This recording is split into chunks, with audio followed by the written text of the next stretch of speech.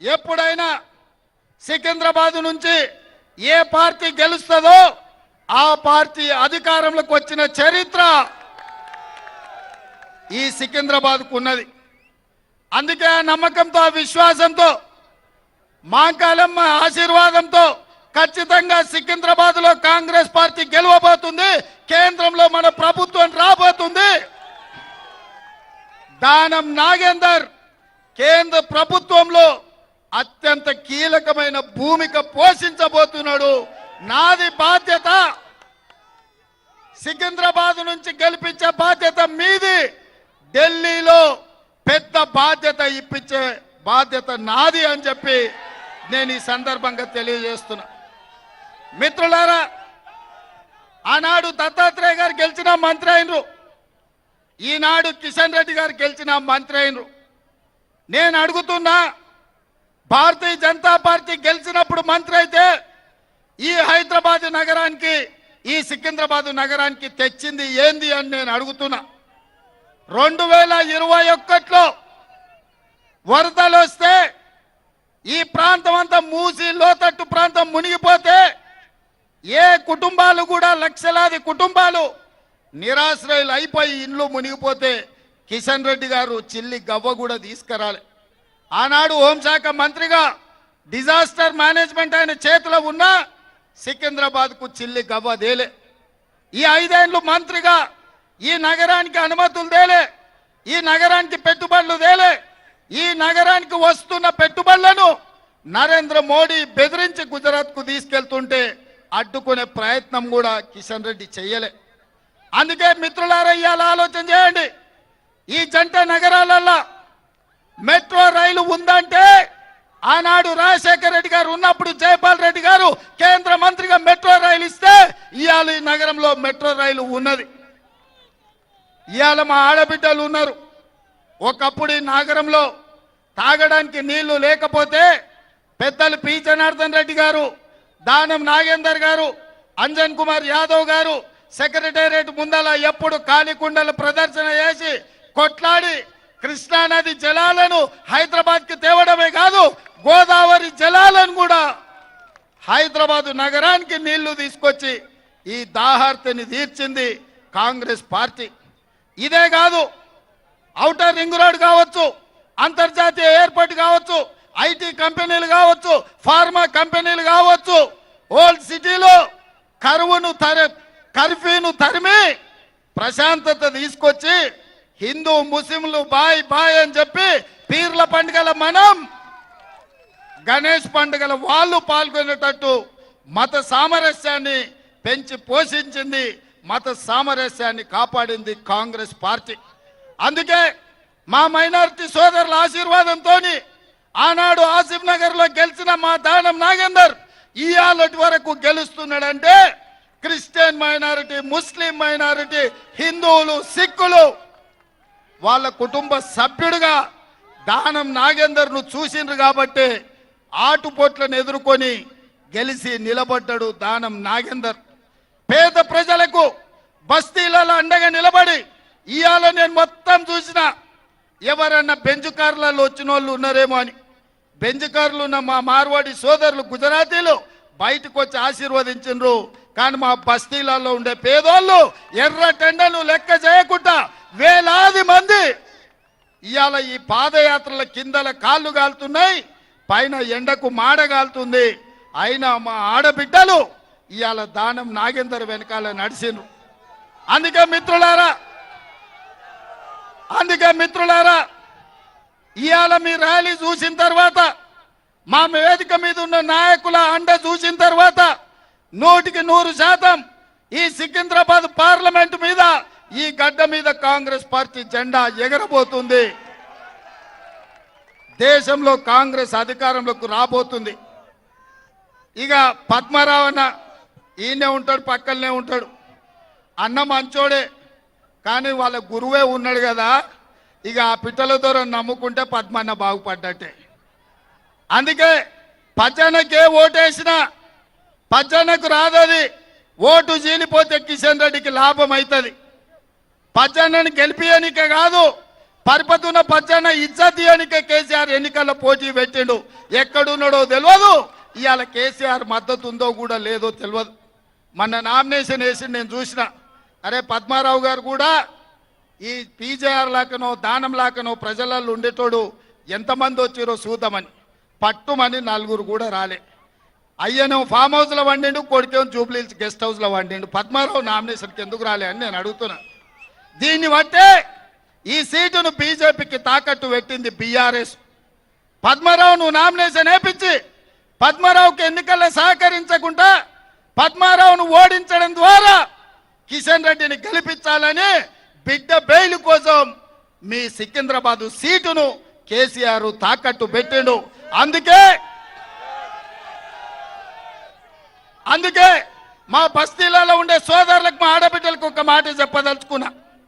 మన ప్రభుత్వం ఉంది, ఇందిరమ్మ రాజ్యం అధికారంలో ఉంది, ప్రజాపాలన అందిస్తున్న మేము బస్తీల పేదలకు సంక్షేమ పథకాలు అమలు చేయాలంటే దానం నాగేందర్ మీ కేంద్ర మంత్రిగానో లేకపోతే మీ ఎంపీగానో ఉండాలి.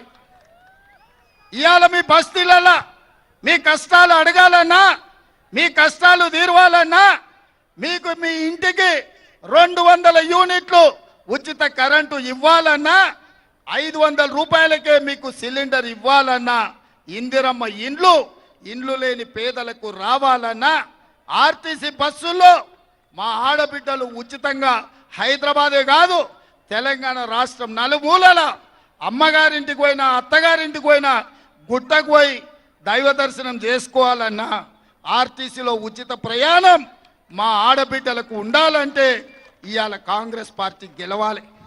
ఇవాళ ప్రభుత్వం మనది, సంక్షేమం మనది, పేదలు ఆదుకునేది మనం. పేదల రాజ్యంలో ఇందిరమ్మ ప్రభుత్వంలో మీకు న్యాయం చేసే బాధ్యత మాది. ఈ నగరంలో నేను సూటిగా సవాలు విసురుతున్నా. మొన్నటి వరకు మున్సిపల్ మంత్రిగా ఉన్న కేటీఆర్ అయినా, కేంద్ర మంత్రిగా ఉన్న కిషన్ రెడ్డినైనా చర్చ పెడతాం, చౌరస్తలు కూసుందాం. ఈ నగరానికి కృష్ణానది జలాలు తెచ్చిందెవరు? ఈ నగరానికి గోదావరి జలాలు తెచ్చిందెవరు? ఈ జంట నగరాల దాహార్తి తీర్చిందెవరు? ఇదే కాదు, మెట్రో రైలు ఎవరు తెచ్చిండ్రు? అంతర్జాతీయ ఎయిర్పోర్ట్ ఎవరు తెచ్చిండ్రు? ఔటర్ రింగ్ రోడ్ ఎవరు తెచ్చిండ్రు? ఐటీ కంపెనీలు ఎవరు తెచ్చిండ్రు? ఫార్మా కంపెనీలు ఎవరు తెచ్చిండ్రు? వివిధ రాష్ట్రాల నుంచి లక్షలాది మంది ఇక్కడ ఉద్యోగ ఉపాధి అవకాశాలు వస్తే మత సామరస్యాన్ని కాపాడింది ఎవరో చర్చ చేయడానికి సిద్ధమున్నామా?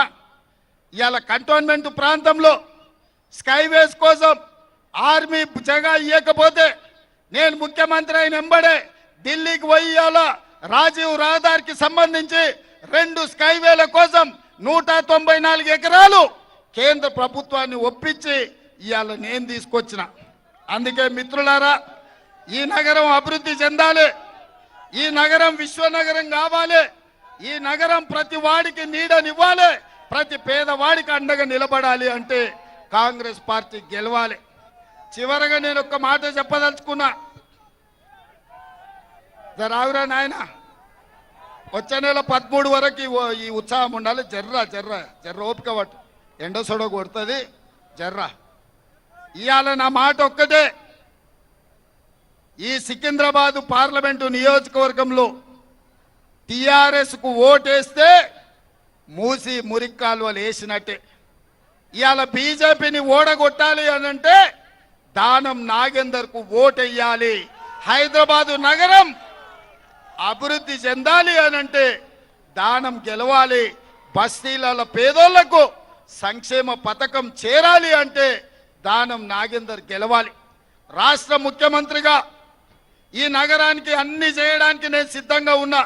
ఒక పక్కన మా యువ మిత్రుడు అనిల్ కుమార్ యాదవ్ను ఢిల్లీలో రాహుల్ గాంధీతో మాట్లాడి సోనియమ్మను ఒప్పించి మెప్పించి రాజ్యసభ సభ్యుని చేసిన ఇవాళ ఈ నగరం నుంచి ప్రాతినిధ్యం ఉండాలని. ఇప్పుడు లోక్సభ సభ్యుడిగా దానం నాగేందర్ను గెలిపిస్తే అనిల్ కుమార్ యాదవ్, దానం నాగేందర్ ఈ నగరానికి జోడెద్దులాగా ఉండి నాకు అండగా నిలబడి కుడి భుజం ఎడం భుజంగా ఈ నగరాన్ని అభివృద్ధి చేసే బాధ్యత మేము తీసుకుంటాం. ఇక బీజేపీ వాళ్ళు అన్నీ అయిపోయినాయి. 10 ఏళ్ళు మోడీ పేదోళ్లకు ప్రతి సంవత్సరం 2 కోట్ల ఉద్యోగాలు ఇస్తా అన్నాడు. 20 కోట్ల ఉద్యోగాలు ఇవ్వాలి, ఒక్క ఉద్యోగం ఇయ్యలే, దాని జోలి చెప్పే పరిస్థితి లేదు. రైతుల ఆదాయం రెండింతలు చేస్తా అన్నాడు, కానీ ధర్నా చేసిన రైతులను ఢిల్లీలో పిట్టలు కాల్చినట్టు కాల్చి చంపిండు. ఇదే కాకుండా స్విస్ బ్యాంకులో లక్షల కోట్లు ఉన్నాయి, అవి తెచ్చి పేదోళ్ళ ఖాతాలు వేస్తా అన్నాడు. అవి కూడా ఒక్క రూపాయలే. ఎవరికైనా మీకు 15 లక్షలు వేసిండా మోడీ? వేసిండా? ప్రధానమంత్రి ఏమన్నా ఇల్లు ఇచ్చిండా? ఏమన్నా ఉద్యోగాలు ఇచ్చిండా? మనకేమన్నా నిధులు ఇచ్చిండా? మన సికింద్రాబాద్ మునిగిపోతే మనకేమన్నా సాయం చేసిండా?